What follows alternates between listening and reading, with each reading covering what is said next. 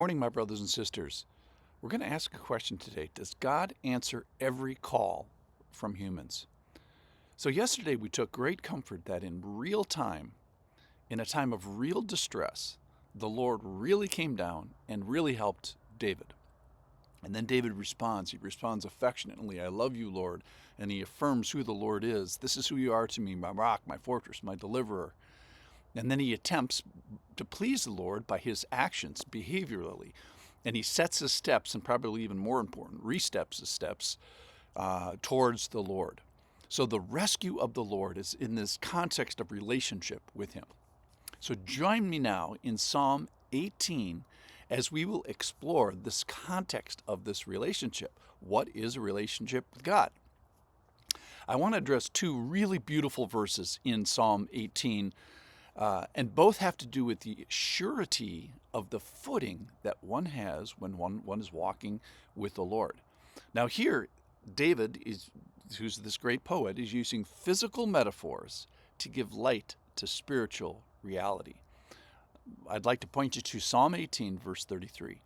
He made my feet like the feet of a deer and set me secure on the heights. He made my feet like the feet of a deer and set me secure on the heights. Now, you may remember there's a devotional book. It's done in an allegorical way. It was written in 1955. It's called Hind's Feet on High Places. Well, this is where the author gets that imagery from Psalm 18. It was borrowed from there, and there's a character in the devotional. The character's name is Much Afraid. And she walks through this relationship with the Lord. I read it many years ago, can't remember much about it. But anyway, it's cool that that's where the imagery is from, Psalm 18. And then he says a verse that we've heard this concept before. You gave me a wide place for my steps under me, and my feet did not slip. So kind of the same ultimate idea. So the Lord brings you to a bountiful place where there's open. You're not hemmed in militarily. You're not forced into a corner, and your feet did not slip. So I want to bring you to the most curious verse that I've found in Psalm 18 so far. And that's in verse 41. Listen to this. They cried for help, but there was none to save. They cried to the Lord, but he did not answer them. So it begs the question is, did they really call or did they fake call? If they really called and the Lord did not answer, then we're going to have to change most of the rest of the Bible. So you mean to tell me that the Lord does not answer cries for help?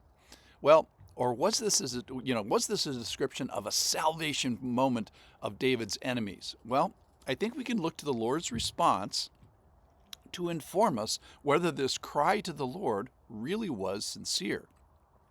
Now, obviously, he's the ultimate judge, not you and not me, and I could be getting this wrong, but let's look at the evidence. Let's check the receipts, if you will. So what were they doing attacking the Lord's anointed, who is David? So this concept of attacking the Lord's anointed was a bridge too far for David.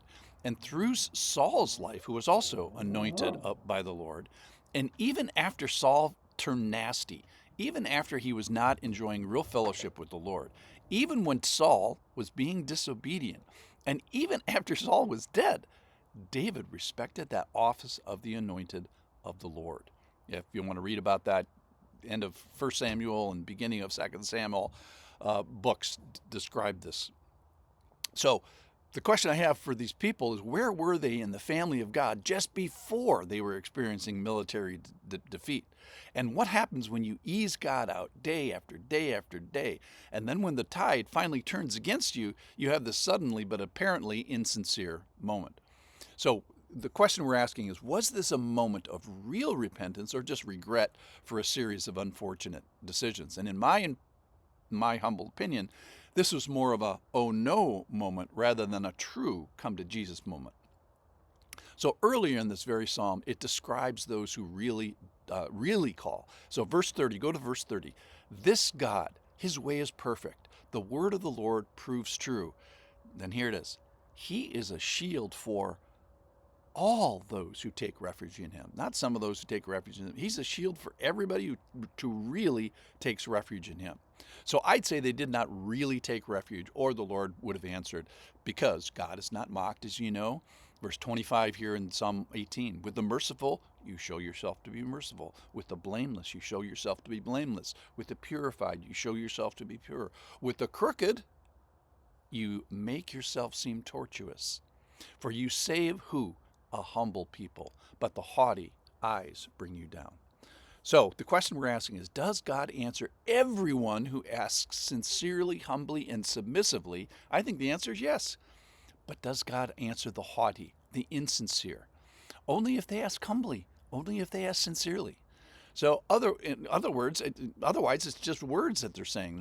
They're not posturing their heart in a way that pleases God. All right, so what's in this for us? Again, the word of the Lord proves true. He's a shield for all who take refuge in him. So if the battle is raging for you, take refuge in him. If today is the day that you hear his voice, harden not your heart. If today is the day of calm, well, then count your blessings. Maybe trouble's coming and he's giving you a chance, like the character in the book, much afraid, to set your feet securely on the heights. In that way, your feet will not, in a way that your feet will not slip, even if trouble comes. So the word of the Lord is true. He is not mocked. He is a shield for all who sincerely take refuge in him. Thanks for listening.